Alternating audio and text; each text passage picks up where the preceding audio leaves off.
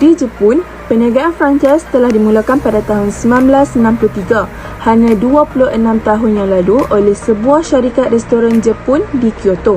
Sistem franchise Jepun sejak itu berkembang dengan pesat dan bilangan syarikat yang mempunyai ibu pejabat rantaian franchise telah meningkat dengan pesat dengan kemunculan syarikat modal asing dan pertumbuhan industri restoran dan makanan segera. Bilangan syarikat yang mempunyai ibu pejabat franchise ialah 7 pada tahun 1965, 61 pada tahun 1970, 186 pada tahun 1975, 418 pada tahun 1980, 512 pada tahun 1984 dan 626 pada tahun 1988. Sistem franchise kedai sebenarnya seperti 7-Eleven, Family Mart dan Lawson secara unik dan dominan dalam pasaran franchise Jepun. Jualan daripada sistem franchise kedai sebenarnya tersebut telah menyumbang kira-kira 43% daripada semua jualan yang telah dihasilkan. Kami sebulan telah berbincang untuk memilih kedai Family Mart sebagai bahan untuk dibentangkan. Family Mart ditubuhkan pada 1973 di Sayama, Jepun.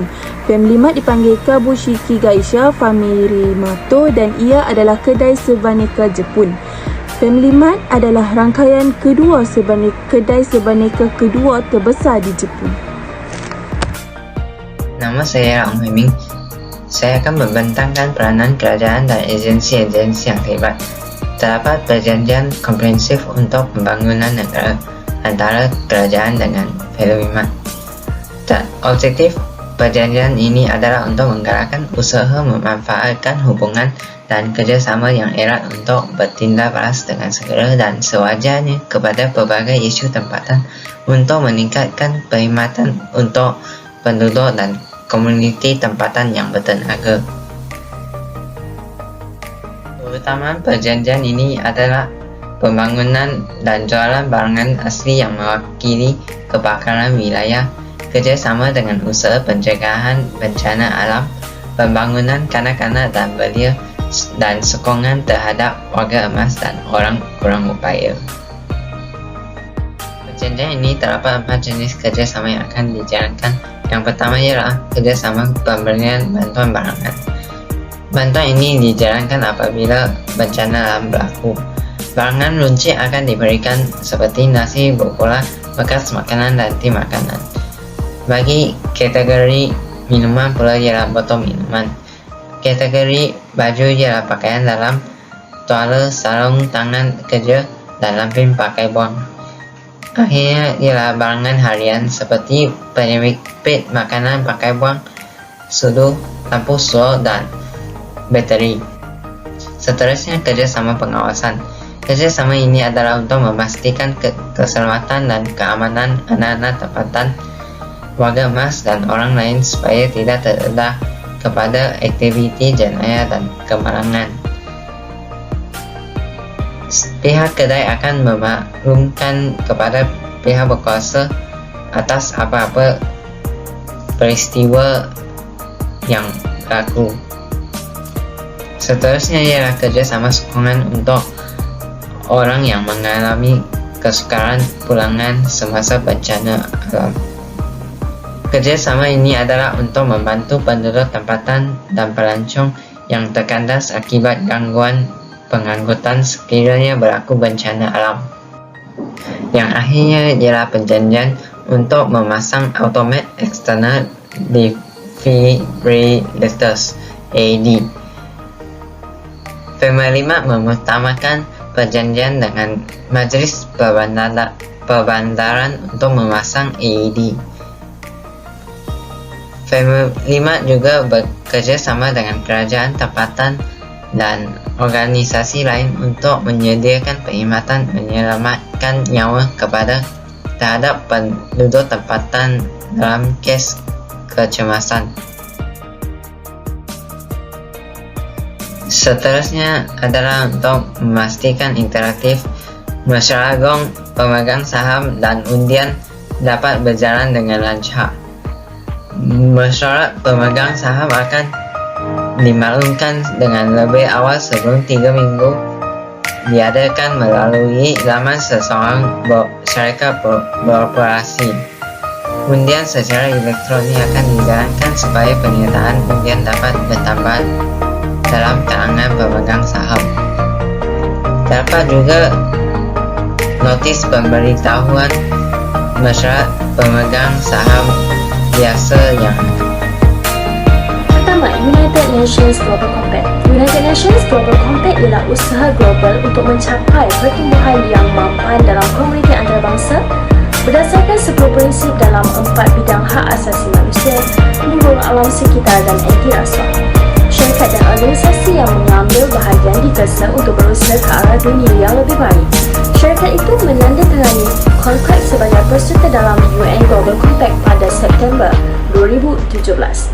Seterusnya, Task Force on Climate-Related Financial Disclosures (TCFD). TCFD telah ditubuhkan oleh Lembaga Kestabilan Kewangan atas permintaan Menteri Kewangan G20 dan Gubernur Bank Pusat. Ia mengkaji bagaimana syarikat harus mendedahkan maklumat tentang risiko dan peluang yang dikaitkan dengan perubahan iklim dan membolehkan pertimbangan pelabur yang tepat, mencari peruntukan modal yang sesuai, pasaran kewangan yang cekap dan ekonomi yang mampan dan stabil. Family Mart mengumumkan sokongan terhadap laporan akhir TCFD pada Februari 2020.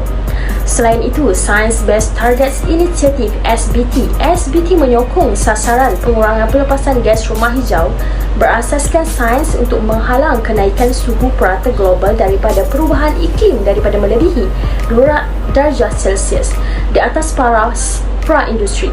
Seperti yang diminta oleh Perjanjian Paris, inisiatif SBT ialah projek bersama oleh Pertubuhan Bukan Kerajaan Antarabangsa CDP, UN Global Compact, World Resources Institute dan World Wide Fund for Nature (WFF). Sasaran pengurangan gas rumah hijau Family Mart menerima pensijilan pada Mac 2020. Kemudian, Japan Climate Initiative. Japan Climate Initiative ialah rangkaian yang mengukuhkan komunikasi dan pertukaran pandangan antara syarikat Jepun, majlis perbandaran, institusi penyelidikan dan NGO yang terlibat secara aktif dalam inisiatif iklim. Mengambil bahagian sebagai organisasi ahli menyertai barisan hadapan usaha global untuk penyahkarbonan daripada Jepun. Yang kelima, Decarbonization Management Promotion Network. Decarbonization Management Promotion Network sebagai sebahagian daripada program KPM yang bertujuan untuk meningkatkan nilai korporat melalui pengurusan penyahkarbonan. Rangkaian ini mengadakan bengkel dan bertukar maklumat untuk mempromosi dan menyokong usaha syarikat yang ingin mengurangkan pelepasan gas rumah hijau dan jejak karbon mereka di seluruh rantaian bekalan.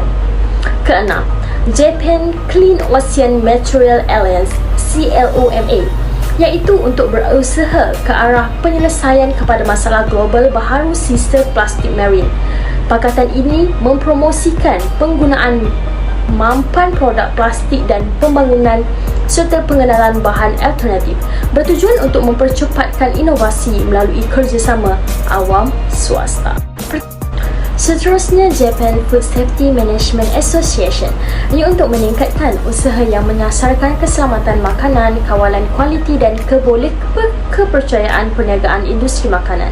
Persatuan ini sedang membangun, mengurus dan menyeragamkan program pensijilan dan piawaian pengurusan keselamatan makanan serta membangunkan sumber manusia dalam bidang ini. Kemudian, Japan Retailers Association, yakni sebagai organisasi industri pelbagai perniagaan runcit di Jepun. Persatuan ini menjalankan pelbagai aktiviti untuk membangunkan industri runcit, termasuk penyelidikan tentang isu-isu sosial yang berkaitan dengan industri runcit seperti perancangan kesinambungan perniagaan, kekurangan buruh dan penurunan kadar kelahiran dan penduduk yang semakin tua.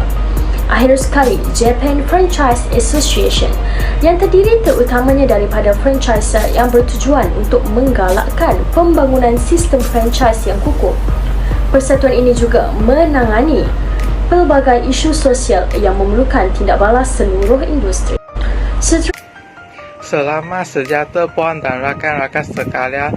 Nama saya Kan Yong Chin akan membentangkan program-program franchise yang diwujudkan. Terdapat 4 program yang diwujudkan, iaitu program Cafeteria Kanak-Kanak Family Mart, Activity Belmart, program penyokong demensia dan aktiviti stesen keselamatan.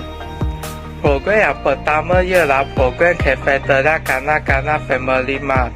Program ini dapat mengeratkan hubungan silaturahmi antara penduduk tempatan dengan menawarkan tempat untuk menikmati makanan.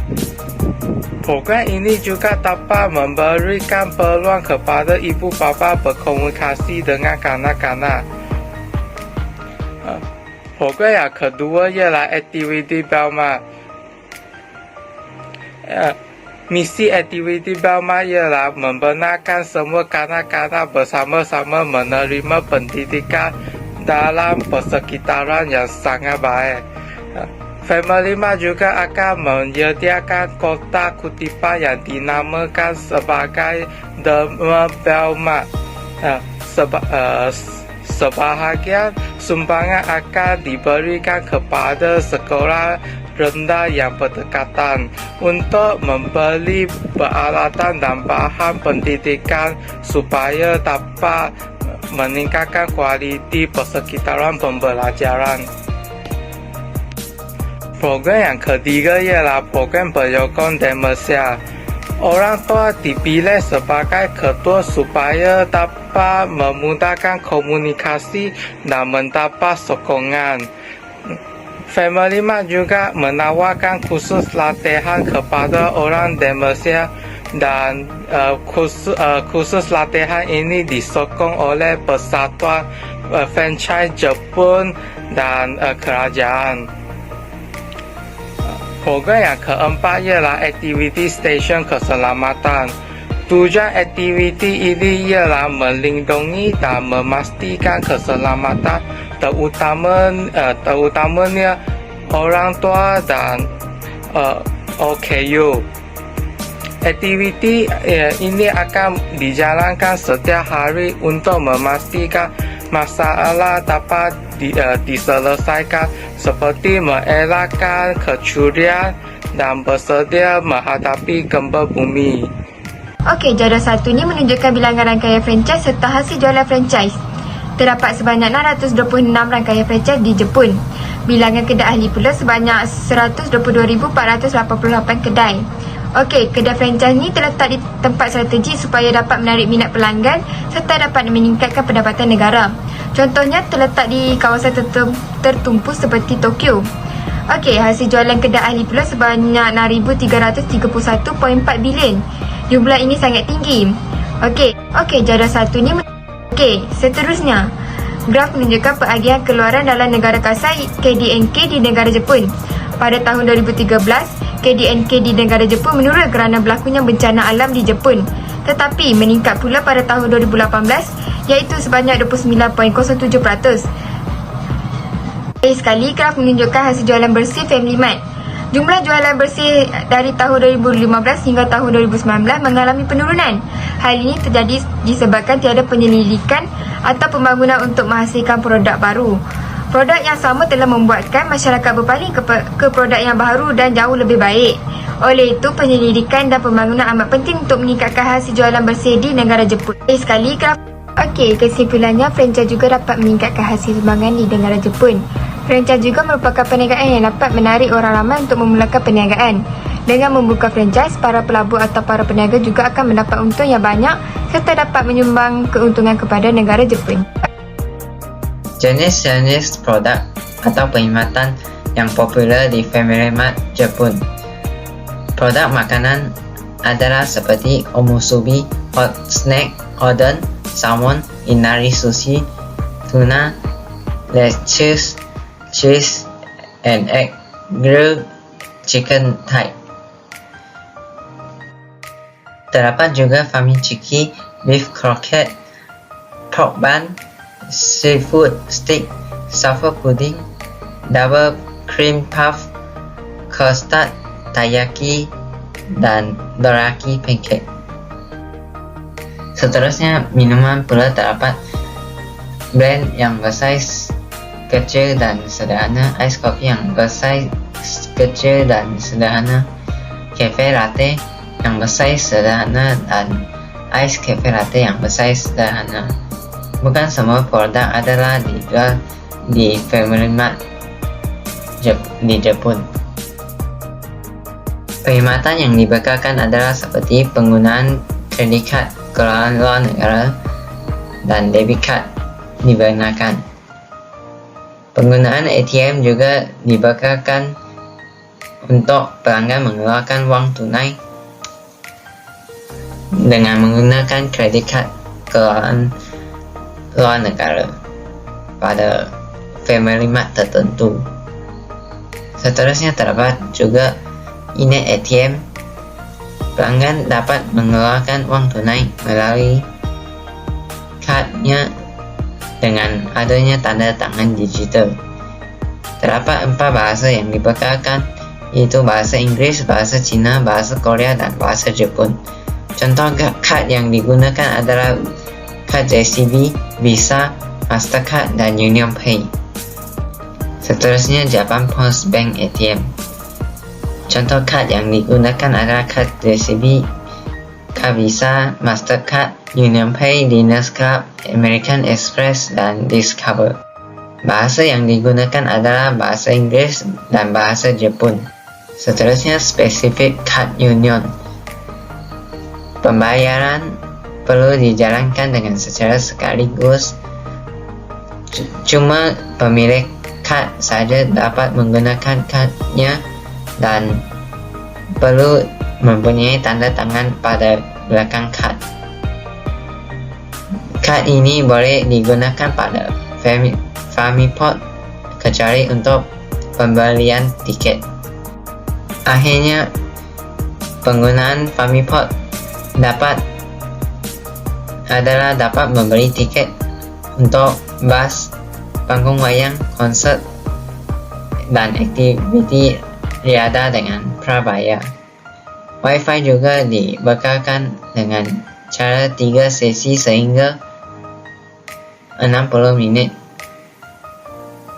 di 1.600.000 Family Mart. Tempat duduk juga dibekalkan untuk pelanggan rehat, makan, dan minum. Tandas lelaki dan wanita juga dibekalkan dengan tampalnya cara penggunaannya. Terdapat juga tindakan larangan di tampal.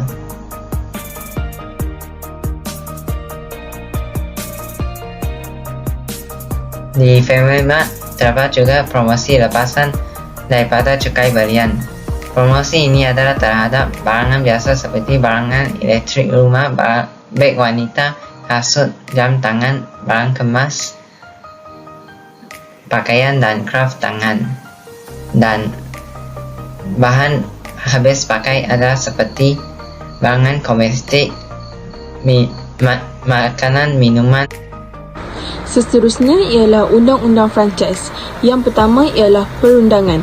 Undang-undang AM Jepun terpakai sama untuk isu berkaitan franchise. Antara undang-undang AM yang berkaitan ialah SRPA dan Akta Anti Monopoli, iaitu undang-undang persaingan Jepun, terutamanya mempengaruhi hubungan franchisor dan franchise. Manakala Kod Sivil Jepun mengawal hubungan kontrak asas. Walaupun tidak wajib berbuat demikian, ramai franchisor mengikut garis panduan franchise JFTC. Yang kedua ialah pendedahan prakontak. Walau bagaimanapun, Seksyen 11 SRPA mengenakan kewajipan pendedahan ke atas seorang yang mengetuai perniagaan kedai rantaian yang layak. Seksyen 4 SRPA mentakdirkan perniagaan kedai berantai sebagai perniaga di mana mengikut syarat kontrak standard. Barangan dijual secara berterusan, secara langsung atau oleh pihak ketiga yang ditetapkan, dan bantuan dengan operasi diberikan secara berterusan terutamanya kepada peruncit kecil. Yang ketiga ialah pendaftaran. Tiada keperluan pendaftaran untuk franchisor atau pemegang franchise di Jepun. Yang keempat ialah fasal wajib. Tiada keperluan klausul mandatory untuk dimasukkan dalam perjanjian franchise. Pihak-pihak bebas untuk merunding syarat-syarat perjanjian. Beberapa klausul yang dikenakan ke atas pemegang franchise seperti klausul bukan persaingan atau klausul penalti pratetap boleh menjadi tidak sah oleh mahkamah berdasarkan prinsip dasar awam AM yang ditetapkan dalam Kanun Sivil Jepun atau Akta Anti Monopoli. Walaupun pemegang franchise bersetuju dengan klausa tersebut, klausa bukan persaingan terutamanya yang mengenakan kewajipan bukan persaingan selepas penamatan perjanjian franchise boleh menjadi tidak sah oleh mahkamah. Situasi biasa ialah pemberi franchise mendapatkan bantuan injeksi atau pampasan kerosakan terhadap pemegang franchise yang melanggar dan pemegang franchise mengemukakan hujah balasan bahawa klausa itu tidak sah dengan alasan bahawa sekatan itu terlalu berlebihan. Istilah klausa bukan pertandingan biasanya ditetapkan sebagai 2 tahun atau yang tidak mungkin dianggap berlebih. Ramai pemberi franchise menyediakan klausa penalti pratetap dalam perjanjian franchise mereka. Di bawah klausa sedemikian, sekiranya pemegang franchise melanggar setiap terma dan syarat perjanjian, pemegang franchise mesti membayar jumlah tetap sebagai ganti rugi kepada pemberi franchise. Franchisor lebih suka klausa ini kerana mungkin sukar untuk membuktikan jumlah ganti rugi yang dijamin oleh pelanggaran tersebut. Yang kelima dan terakhir ialah jaminan dan perlindungan. Jaminan daripada individu dan syarikat kepada pemberi franchise secara amnya boleh dikuatkuasakan.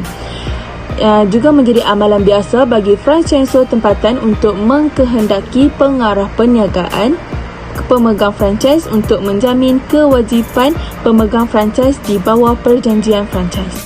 Yang keempat ialah fasal Selamat sejahtera puan dan rakan-rakan sekalian. Nama saya Kang Yong Qing akan membentangkan permasalahan yang wujud. Masalah yang pertama ialah keadaan ekonomi. Keadaan ekonomi bergantung kepada perubahan ekonomi seperti perubahan ekonomi primer kepada ekonomi sekunder. Dan persaingan dalam industri yang hampir sama seperti 7-Eleven dan MyNews. Masalah yang kedua ialah bencana alam. Jika berlaku bencana alam seperti gempa bumi dan tsunami akan menyebabkan kerosakan stok dan berkandungan bekalan komoditi akan terjejas. Masalah yang ketiga ialah sistem franchise. Jika terdapat pekerja yang melanggar undang-undang, imej rantaian franchise akan terjejas sehingga perjanjian franchise terpaksa ditamatkan. Masalah yang keempat ialah keselamatan makanan. Jika berlaku penjualan kerosakan produk dan keracunan makanan akan menyebabkan operasi perniagaan terjejas. Masalah yang kelima ialah pengurusan maklumat peribadi. Kehilangan maklumat peribadi dan maklumat syarikat akan mengancam keselamatan organisasi. Masalah yang keenam ialah pengurusan hutang syarikat. Kesukaran mengambil balik pinjaman akan menyebabkan kemerosotan kewangan syarikat. Lihat jadual data pekerja Family Mart daripada laporan kemampanan tahun berakhir 2020. Dapat kita klasifikasikan terdapat banyak sebab mengapa pekerja meninggalkan jabatan atau organisasi Family Mart. Apa yang buruk ialah apabila pusing ganti berlaku atas sebab negatif atau apabila pusing ganti berlaku pada kadar yang tidak dijangka. Beberapa sebab yang paling biasa untuk perolehan antaranya ialah kekurangan peluang untuk pertumbuhan atau pembangunan kerjaya. Kemajuan kerjaya semula jadi, kenaikan pangkat atau pemindahan dalaman, perasaan negatif terhadap bos atau pengurusan, persekitaran kerja yang toksik, mempunyai masalah keluarga atau peristiwa hidup, tawaran yang lebih kompetitif, kekurangan keseimbangan kerja dan juga kehidupan dan akhir sekali pemergian tanpa kerelaan. Dengan memahami punca pusing ganti itu, pekerja boleh membantu perniagaan membuat perubahan yang diperlukan untuk mengekalkan tenaga kerja mereka pada tahap yang dikehendaki. Oleh kerana banyak pemboleh ubah yang mempengaruhi perolehan, penanda aras untuk perolehan yang boleh diterima atau ideal berbeza-beza. Adalah penting bagi organisasi untuk mengambil kira faktor individu dan berkaitan industri semasa mereka menentukan kadar pusing ganti sasaran mereka. mengkaji sebab di sebalik pusing ganti sukarela dan tidak sukarela mereka dan membuat perubahan untuk memberi kesan kepada kadar pusing ganti pekerja untuk tenaga kerja mereka sendiri. Kaki tangan yang pelbagai iaitu dengan nisbah pekerja lelaki kepada pekerja perempuan dengan nisbah 21:4, manakala peratusan pekerja warga asing ialah 21%. Oleh sebab yang demikian, dengan membina budaya kerja yang bermotivasi telah dilakukan oleh organisasi peminat sendiri. Dengan mempromosi kepelbagaian dan keterangkuman dengan keseimbangan kerja, kehidupan dan pembaharuan gaya kerja, seterusnya pembangunan dan latihan sumber manusia. Mewujudkan persekitaran tempat kerja yang selamat, sihat dan selesa. Selain itu, program anugerah kaki tangan kedai juga mendorong agar pekerja lebih bermotivasi dan bersemangat untuk sama-sama membangunkan dan memajukan kedai Family Mart. Sistem kenaikan pangkat pekerja sepenuh masa untuk kaki tangan yang cemerlang juga dilakukan oleh organisasi Family Mart. Tambahan lagi, latihan berkala untuk kaki tangan kedai iaitu bengkel SST iaitu sistem jumlah kaki tangan store, sokongan latihan oleh Family Mart School dan tidak lupa juga bengkel untuk kaki tangan warga asing. Terdapat banyak lagi usaha franchise Family Mart menyayangi dan menjaga kepentingan dan kebajikan pekerja. Lihat. Okey, akhir sekali saya juga memperoleh maklumat-maklumat yang lain berkaitan franchise Family Mart. Okey, akhir sekali saya juga memperoleh maklumat-maklumat yang lain berkaitan franchise Family Mart. Antaranya sistem pengurusan alam sekitar di Family Mart. Family Mart ni telah memajukan penambahbaikan alam sekitar di semua kedai dan cawangan melalui sistem pengurusan di seluruh syarikat yang diketuai oleh Presiden pada tahun 1999. Ketua dan ahli akan membincangkan isu untuk melindungi alam sekitar. Ahli jawatan kuasa kecil akan merancang dan mempromosikan aktiviti alam sekitar.